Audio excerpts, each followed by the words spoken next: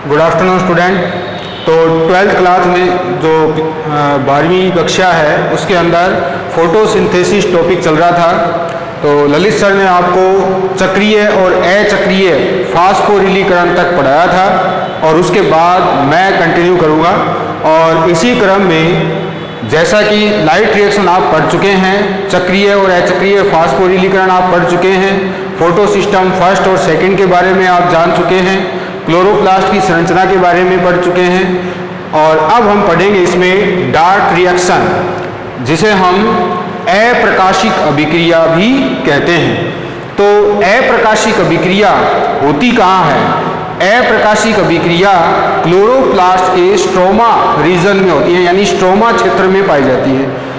Chloroplast के stroma क्षेत्र में होने वाली घटना या क्रिया या प्रक्रिया को हम क्या कहते हैं? डार्क रिएक्शन या अप्रकाशिक अभिक्रिया कहते हैं। इसे अंधकार अभिक्रिया भी कहते हैं। और इस अभिक्रिया का पता सबसे पहले एफ ब्लैकमैन नामक वैज्ञानिक ने 1905 में लगाया था। किसने लगाया था? एफ ब्लैकमैन नामक वैज्ञानिक ने। ब्लैकमैन 1905 ने इसके बारे में पता लगाया था और ये स्थापित किया था कि प्रकाश संश्लेषण के दौरान कार्बन स्थिरीकरण के लिए जो प्रक्रिया होती है उसको हम क्या कहते हैं? डार्क रिएक्शन या फिर अंधकार अभिक्रिया कह सकते हैं। इसे कई नामों से जाना जाता है। इसे कार्बन स्थिरीकरण भी कहते हैं क्योंकि इसमें CO2 का क्या हो जाता है? अपचयन हो जाता है और कार्बोहाइड्रेट का निर्माण होता है, इसलिए इसे CO2 का अपचयन भी कहते हैं। इसे हम अंधकार अभिक्रिया भी कहते हैं। इसे हम ब्लैकमैन रिएक्शन भी कहते हैं। ठीक है, तो अंधकार अभिक्रिया कहाँ होती है? स्ट्रोमा क्षेत्र में होती है क्लोरोप्लास्ट के। अब रही बात, ये जब क्रिया होती है तो उसको ऊर्जा की आवश्यकता पड़ेगी। इस अभिक्रिया को संपन्न होने के लिए जिस ऊर्जा की आवश्यकता होती है वो कहाँ से मिलती है इसको? वो मिलती है लाइट रिएक्शन के दौरान ATP और NADPH2 जो बनते हैं उनसे ऊर्जा प्राप्त होती है। किसको? इस अंधकार अभिक्रिया को ऊर्जा प्राप्त होती है और फिर इस अभिक्रिया में कार्बन डाइऑक्साइड का स्थिरीकरण होता है। फलस्वरूप कार्बोहाइड्रेट या हेक्सोज या ग्लूकोज इनका निर्माण होता है। पहली बात तो ये। दूसरी बात ये कि इसके अंदर कार्बन डाइऑक्साइड का स्थिरीकरण करने के लिए एक ग्राही पदार्थ का होना आवश्यक है, यानी एक ग्राही एसिड है वो इसके अंदर होगा जो कार्बन डाइऑक्साइड को क्या करेगा? एब्जॉर्ब यानी ग्रहण करेगा और फिर उसका कार्बोक्सिलेशन करेगा। तो आगे के प्रोसेस में फिर हेक्सोज का निर्माण होता है। तो ब्लैकमैन ने सबसे पहले अप्रकाशिक अभिक्रिया के बारे में बताया था, लेकिन इन अभिक्रियाओं का विस्तृत रूप से जो वर्णन है और प्रायोगिक अध्ययन है, या हम यूं कहें अंधकार या अप्रकाशिक अभिक्रिया को नतीजे पर पहुंचाने का काम किसने किया था? केल्विन और उसके सहयोगियों ने किया था 1951 में। केल्विन एट ऑल 1951 में केल्विन एंड बेंसन जो था उसका सहयोगी था। इन दोनों वैज्ञानिकों ने अंधकार अभिक्रिया पर क्या किए? प्रयोग किए और उनके नतीजे निकाले। अंधकार अभिक्रिया के प्रयोग के लिए इन्होंने केल्विन और बेंसन ने 1951 में प्रयोग किए थे और इन्होंने अपने प्रयोगों के लिए कौन से पादपों का चुनाव किया? एल्गी यानी शैवाल, एक कोशिकीय शैवालों का चयन किया, यानी एक कोशिकीय शैवालों को लेकर इन्होंने प्रयोग किया। वो एक कोशिकीय शैवाल कौन से थे? एक तो था क्लोरेला और दूसरा है इसमें सिनेडेस्मम, यानी ये एक कोशिकीय शैवाल है दोनों ही। तो इन दोनों शैवालों पर केल्विन और बेंसन ने प्रयोग किया था। ठीक है, और इनके ऊपर जब उन्होंने प्रयोग किए तो कार्बन डाइऑक्साइड जो है उन्होंने रेडियो एक्टिव टेक्निक का इस्तेमाल किया, रेडियो एक्टिव टेक्निक और साथ ही साथ क्रोमेटोग्राफी, इन दोनों टेक्निक का इन्होंने इस्तेमाल किया। कार्बन डाइऑक्साइड आइसोटोप कार्बन 14 युक्त CO2 का प्रयोग किया गया, यानी कि C14O2 का प्रयोग अंधकार अभिक्रिया के जब प्रयोग किए गए केल्विन और बेंसन द्वारा, तो कार्बन डाइऑक्साइड कौन सा प्रयोग किया गया? आइसोटोप युक्त प्रयोग किया गया। तो ये है इसकी रूपरेखा। देखिए एक बार मैं फिर से 5 मिनट में आपको बता देता हूं कि ब्लैकमैन ने प्रकाशिक अभिक्रिया के अंतर्गत, यानी जो प्रकाश संश्लेषण है उसके अंतर्गत ये भी स्थापित किया कि इसमें एक अंधकार या अप्रकाशिक अभिक्रिया भी होती है, जिसे हम संश्लेषण प्रावस्था या संश्लेषण अवस्था भी कहते हैं, जिसे हम ब्लैकमैन अभिक्रिया भी कहते हैं। और जैविक रासायनिक क्रियाओं का अध्ययन अंधकार अभिक्रिया के तहत किसने किया? अंधकार अभिक्रियाओं के तहत जैविक या जैव रासायनिक क्रियाओं का अध्ययन केल्विन और बेंसन ने किया था। केल्विन एंड उसके सहयोगियों ने 1951 में किया था। तो इस अवस्था के अंतर्गत होता क्या है? अंधकार अभिक्रिया या अप्रकाशिक अभिक्रिया के दौरान कार्बन डाइऑक्साइड का अपचयन होता है और कार्बोहाइड्रेट का निर्माण होता है, कार्बोहाइड्रेट बनता है। और होती कहाँ है ये क्रिया? क्लोरोप्लास्ट के स्ट्रोमा क्षेत्र में पाई जाती है, स्ट्रोमा रीजन में ये अभिक्रिया होती है। तो अप्रकाशिक अभिक्रियाओं के CO2 अपचयन के कारण इसको हम कार्बन स्थिरीकरण भी कहते हैं। डार्क रिएक्शन की बात चल रही है, अभी हम इसको पढ़ेंगे आगे, अभी मैं सिर्फ इसके बारे में बात कर रहा हूं। तो डार्क रिएक्शन में जब इसके अंदर कार्बन डाइऑक्साइड का अपचयन हो रहा है तो इस आधार पर हम इसे क्या कह सकते हैं? कार्बन स्थिरीकरण भी कह सकते हैं। अब बात रही इसकी ऊर्जा की, तो इसको एनर्जी की आवश्यकता तो होगी, तो इसके लिए एनर्जी मिलती कहाँ से है?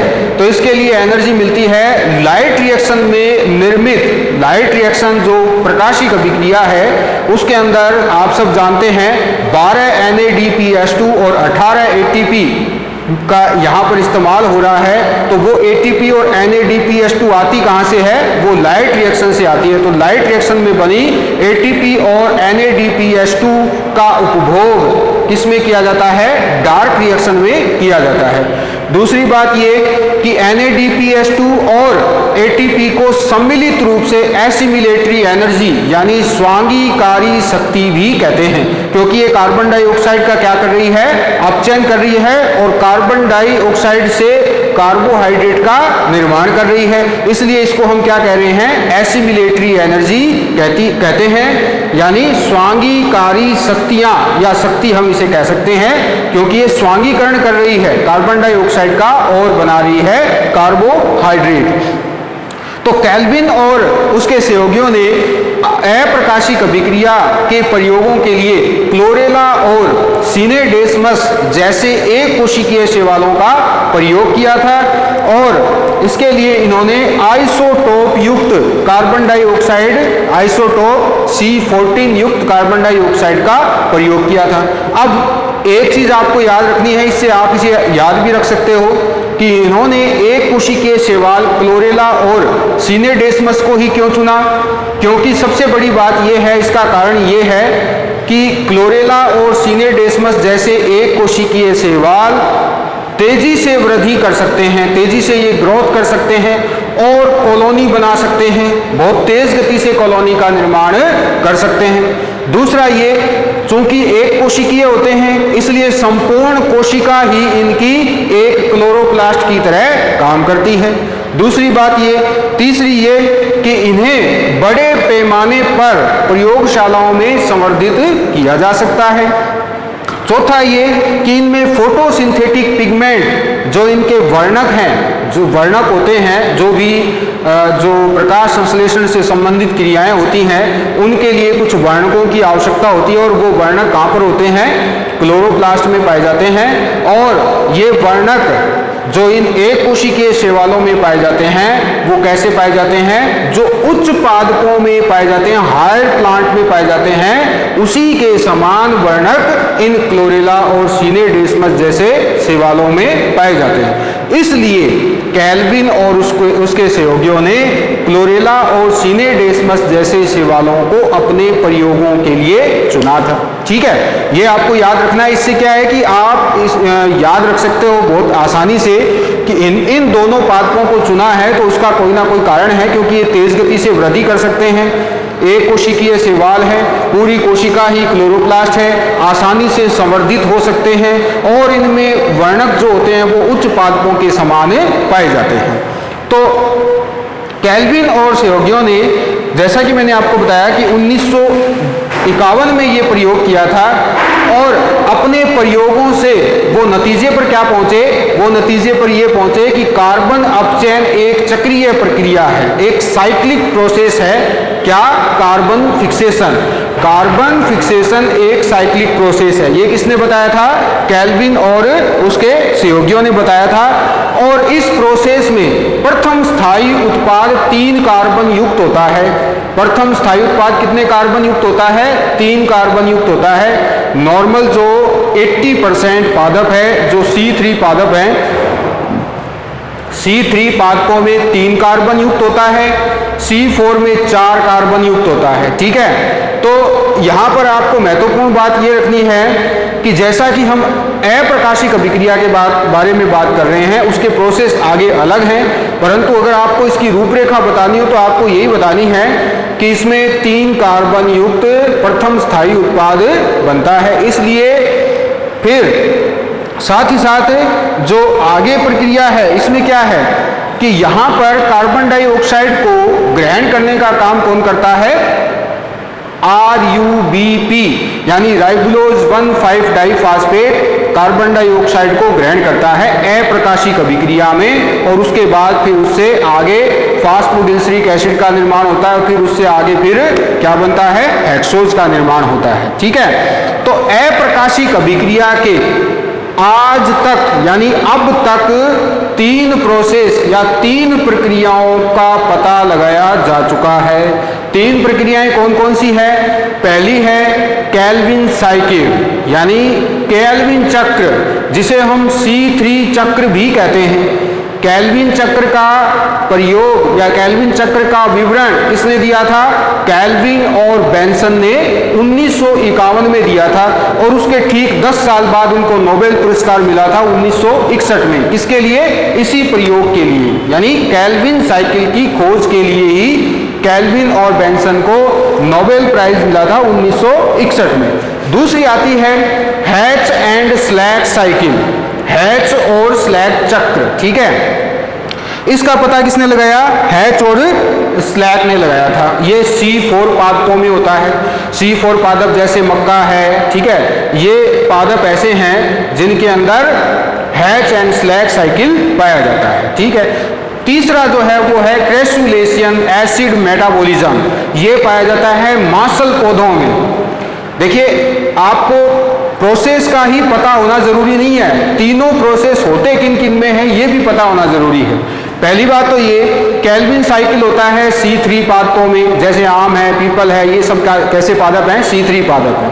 C4 पादप में ज्यादातर कौन से पादप आते हैं? वो पादप आते हैं जो जल उपभोग की दृष्टि से सक्षम ज्यादा होते हैं, यानी जो फसली पौधे होते हैं अधिकतर इनमें वो आते हैं। तो C4 पादप में कौन सा पाया जाता है? Hatch and slack cycle. और तीसरा जो क्रेसुलेशियन एसिड मेटाबॉलिज्म है, इसकी खोज क्रेसुलेसी फैमिली में की गई थी और ये मांसल पौधों में पाया जाता है। ठीक है, तो ये तो हुई रूपरेखा अप्रकाशिक अभिक्रिया की। अब हम बात करेंगे कैल्विन साइकिल की। तो आपके सामने बोर्ड पर ये कैल्विन साइकिल पूरा बना हुआ है।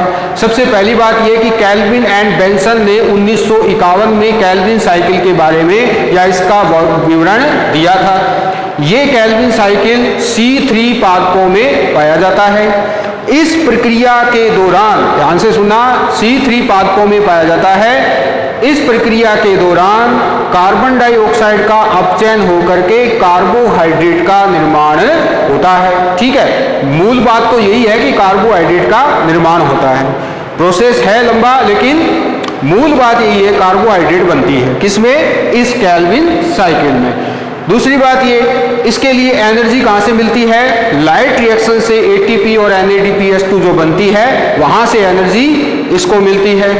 तीसरा, इसके अंदर प्रथम स्थायी उत्पाद 3 कार्बन युक्त 3-फॉस्फोग्लिसरिक एसिड बनता है। ठीक है, और चौथा है इसमें जो मेन प्रोसेस है 3 जो PG है, यानी 3 कार्बन युक्त फॉस्फोग्लिसरिक एसिड बनने के लिए कार्बन डाइऑक्साइड यानी CO2 ग्राही का काम कौन करता है? RUBP यानी राइबुलोज 1,5 डाइफॉस्फेट ग्राही का काम करता है। अब इसको हम देखिए ध्यान से देखेंगे। सबसे पहले हम यहां चलेंगे, ये देखिए, ये है राइबुलोज 1,5 डाइफॉस्फेट। ठीक है, ये राइबुलोज 1,5 डाइफॉस्फेट C3 पादपों में कार्बन डाइऑक्साइड के अपचयन के दौरान CO2 ग्राही का काम करता है। तो ये यहां से CO2 का क्या कर रहा है? CO2 को ग्रहण कर रहा है। पहला प्रोसेस इसमें होता है कार्बोक्सिलेशन का, जिसे हम कार्बोक्सिलीकरण भी कहते हैं।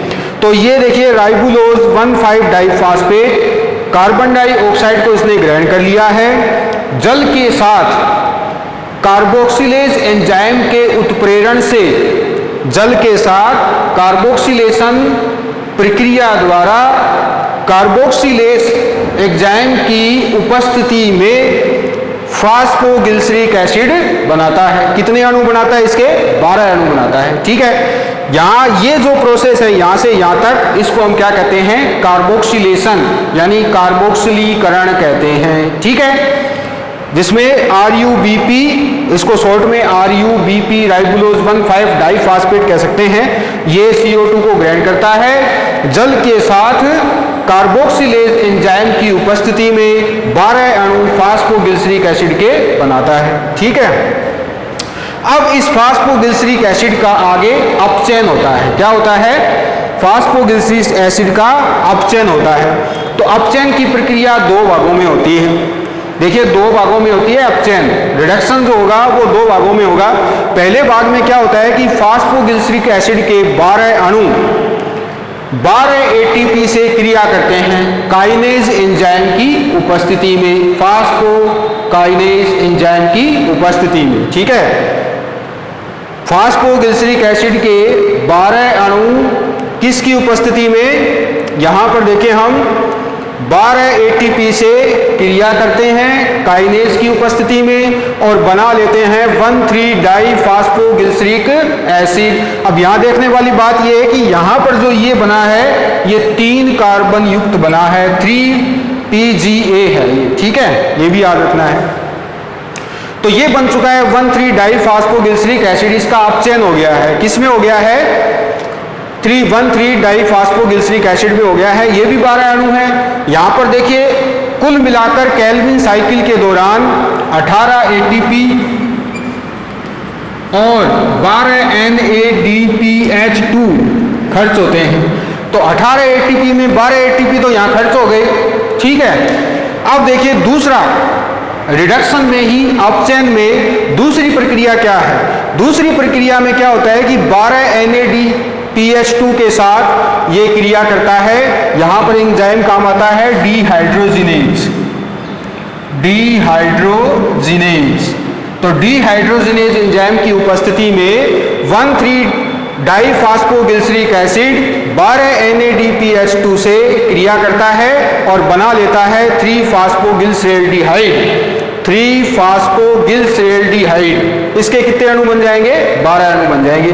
तो अब देखिए 12 NADPH2 यहाँ खर्च हो चुके हैं, यानी NADPH2 तो कंप्लीटली खत्म हो चुके हैं। अब सिर्फ 6 ATP बचे हुए हैं, क्योंकि 18 ATP खर्च होते हैं तो 12 तो यहाँ खर्च हो ही गए हैं, अब 6 बचे हैं। इसके देखिए 12 अणु बनते हैं, 2, 5, 3 और 2। इस तरह से आप देख सकते हैं कितने अणु बन गए इसके 12 अणु बन गए। 12 अणुओं में से 5 अणु ये जो 5 अणु हैं ये आइसोमरेज एंजाइम की उपस्थिति में क्या हो जाते हैं, संघनित हो जाते हैं। ये संघनित होकर के डाईहाइड्रोक्सी एसीटोन फास्फेट का निर्माण करते हैं, जिसे हम शॉर्ट में DHAP कहते हैं। ठीक है, DIHAP, डाईहाइड्रोक्सी एसीटोन फास्फेट कहते हैं। ठीक है, पहले यही है 5 अणु फास्फोगिल्सरेडिहाइड के आइसोमरेज एंजाइम की उपस्थिति में कहाँ चले जाते हैं, किस में चले जाते हैं, डाईहाइड्रोक्सी एसीटोन फास्फेट में बदल जाते हैं, यानी समावेशीकरण हो रहा है। पहली बात तो ये। ठीक है, अब ये जो डाईहाइड्रोक्सी एसीटोन के 5 अणु हैं, 2 ये रहे, 3 ये रहे। ठीक है, तो इनमें से 3 अणु तो ये डाईहाइड्रोक्सी एसीटोन फास्फेट के 3 अणु तो ये, और 3 अणु फास्फोगिल्सरेडिहाइड के, यानी ये 3 और ये 3, ये मिलकर के एल्डोलेज एंजाइम की उपस्थिति में, यानी संघनन क्रिया फिर से हो रही है। तो संघनन क्रिया हो रही है यहाँ पर, 3 ये और 3 इसके अणु, कुल 5 बने हैं तो 3 इसके, ये मिलकर के एल्डोलेज एंजाइम की उपस्थिति में संघनन क्रिया द्वारा फ्रुक्टोज 1,6 डाईफास्फेट बना लेते हैं। फ्रुक्टोज 1,6 डाईफास्फेट। ठीक है, ये फ्रुक्टोज 1,6 डाईफास्फेट तुरंत ही विफास्फोरिलीकरण कर लेता है, यानी डीफास्फोराइलेशन इसके अंदर हो जाता है, फास्फेट जो है वो बाहर निकल जाती है, सीधी सी बात ये है। ठीक है, तो फ्रुक्टोज 1,6 डाईफास्फेट जो है वो क्या कर लेगा, विफास्फोरिलीकरण द्वारा फास्फेटेज एंजाइम की उपस्थिति में फ्रुक्टोज 6 फास्फेट के 3 अणु बना लेता है। तो पहले तो बना फ्रुक्टोज 1,6 डाईफास्फेट। ठीक है, और अब आगे क्या बन गया, इसमें फ्रुक्टोज 6 फास्फेट बन चुका है, इसके 3 अणु बन रहे हैं। तो इसमें आप देखिए फ्रुक्टोज 6 फास्फेट जो है उसका 1/3 भाग कहाँ चला जाता है, हेक्सोज निर्माण में चला जाता है। ये देखिए यहाँ पर, ये हेक्सोज यानी आगे ग्लूकोज का निर्माण हो जाता है। तो ग्लूकोज का निर्माण तो हो गया। अब क्या है कि जो केल्विन साइकिल है उसके एक चक्र में एक CO2 अणु का प्रयोग होता है। तो इस प्रकार से देखें हम तो हर बार RUDP नहीं बननी चाहिए, क्योंकि RUDP पहले खर्च हो जाती है, फिर वो प्रोसेस में दोबारा बनती है। तो यहाँ से आगे होता है RUDP का पुनरुद्भवन, यानी RUDP का पुनर्निर्माण होगा। तो पुनर्निर्माण किस तरह से होता है, देखिए ये जो 2 अणु हैं, ये वाले जो फ्रुक्टोज 6 फास्फेट के बच गए हैं वो, और 2 अणु इधर से किसके, 3 फास्फोगिल्सरेडिहाइड के, ये तो इधर से आ रहे हैं, ये आ रहे इधर से आ गए, और 2 अणु इसके आ गए फ्रुक्टोज 6 फास्फेट के। इन दोनों ने मिलकर ट्रांसकीटोलेज एंजाइम की उपस्थिति में 2 उत्पाद बनाए हैं। कितने उत्पाद बनाए हैं, 2। एक तो बना है इरिथ्रोज 4 फास्फेट, जिसके कितने अणु बने हैं, 2 अणु बने हैं। और दूसरा बना है जाइलुलोज 5 फास्फेट, इसके भी कितने अणु बने हैं, 2 अणु बने हैं। ठीक है, जाइलुलोज 5 फास्फेट के कितने अणु बन गए, 2, और इरिथ्रोज 4 फास्फेट के कितने बन गए, 2 बन गए। ठीक है, अब इसको तो एक बार यहीं छोड़ देते हैं हम।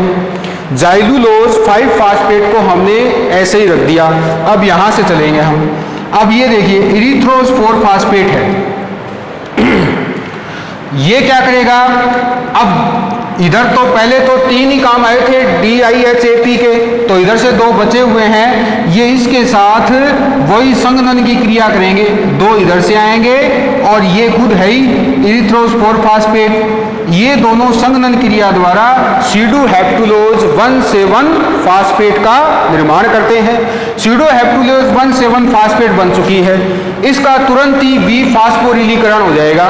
ये देखिए जल से क्रिया हो रही है तो विफास्फोरिलीकरण हो गया, तो ये बन गया सीडोहेप्टुलोज 7 फास्फेट। अब ये सीडोहेप्टुलोज 7 फास्फेट और इधर ये 2 बचे हुए थे इसके 3 फास्फोगिल्सरेडिहाइड के, ये दोनों मिलकर यहाँ से देखिए ट्रांसकीटोलेज एंजाइम की उपस्थिति में फिर 2 अणु बनाएंगे, यानी ये और ये मिलकर के फिर 2 अणु बनाएंगे। कौन कौन से? पहला तो बनाएंगे राइबोज 5 फास्फेट, इसके कितने अणु बने? 2 अणु। और 2 अणु किसके बनेंगे? जाइलुलोज 5 फास्फेट के। तो अब ये कितने हो गए हैं? 2 तो इधर से बने थे और 2 ये बन गए इधर से, तो कुल कितने हो गए? ये 4 अणु हो चुके हैं। जाइलुलोज 5 फास्फेट के कितने अणु हो गए? 2 ये पहले इधर से बने थे, 2 इधर से बन गए, कुल हो गए 4। इसी तरह से राइबोज 5 फास्फेट इधर से बना है। ठीक है, यहां तक कंप्लीट हो गया। ये सारे काम आ गए, ये भी काम आ गए, ये भी काम आ गए। अब ये यहां तक पहुंच चुके हैं हम। ठीक है, इसके बाद ये दोनों क्या करते हैं? ये दोनों समावीकरण करते हैं। ये समावीकरण हो रहा है, आइसोमरेज और एपिमरेज, इन दोनों के उत्प्रेरण से ये समावीकरण हो रहा है और बन जाता है राइबुलोज 5 फास्फेट। ये बन गया राइबुलोज 5 फास्फेट। राइबुलोज 5 फास्फेट जो है वो आगे एटीपी से, जो 6 एटीपी बच गए थे, उन 6 एटीपी से क्रिया करेगा काइनेज एंजाइम की उपस्थिति में, और फिर से क्या बन जाएगा? राइबुलोज 1,5 डाइफास्फेट बन जाएगा। ठीक है, और ये फिर से CO2 ग्राही का काम करता है। क्लियर? तो एक बार फिर से देखेंगे इसको 5 मिनट में। देखिए डार्क रिएक्शन क्या है? ब्लैकमैन ने डार्क रिएक्शन के बारे में बताया था, और बताया था कि फोटोसिंथेसिस के दौरान एक अप्रकाशिक अभिक्रिया भी होती है।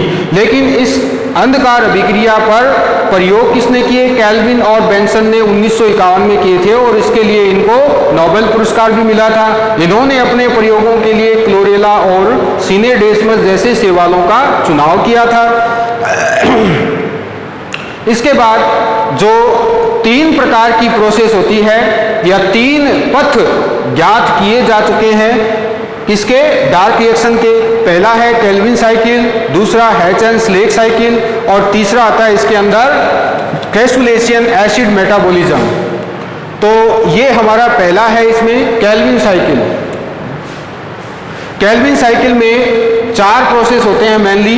पहला आता है कार्बोक्सिलेशन, दूसरा आता है रिडक्शन ऑफ फास्फोग्लिसरिक एसिड, तीसरा आता है हेक्सोज का निर्माण, और चौथा आता है RUBP का पुनरुद्भवन। तो पहला इसमें क्या है? देखिए राइबुलोज 1,5 डाइफास्फेट CO2 को ग्रहण करेगा, H2O की उपस्थिति में कार्बोक्सिलेज एंजाइम की उपस्थिति में 3 फास्फोग्लिसरिक एसिड 3 कार्बन युक्त अणु बना लेगा, इसीलिए इसको C3 साइकिल कहते हैं।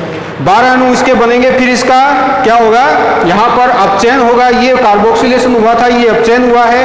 अपचयन में 12 एटीपी के साथ क्रिया करेगा, 1,3 डाइफास्फोग्लिसरिक एसिड का निर्माण करेगा, 12 अणु बनेंगे।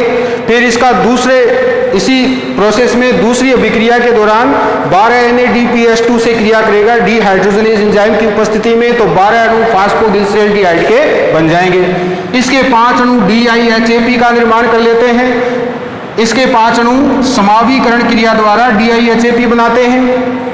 इसके 5 अणु जो बनेंगे, इसमें से 3 अणु एल्डोलेज एंजाइम की उपस्थिति में फास्फोग्लिसरैल्डिहाइड के 2 अणुओं से क्रिया कर फ्रुक्टोज 1,6 डाइफास्फेट बना लेते हैं। इसके बाद फिर आगे यहाँ पर हेक्सोज का निर्माण हो जाता है, और फिर पुनरुद्भवन क्रिया के दौरान आगे राइबुलोज 1,5 डाइफास्फेट का पुनर्निर्माण हो जाएगा, जो कि आगे अगले चक्र के लिए उपलब्ध रहता है CO2 के लिए। तो आज के लिए बस इतना ही। Thank you.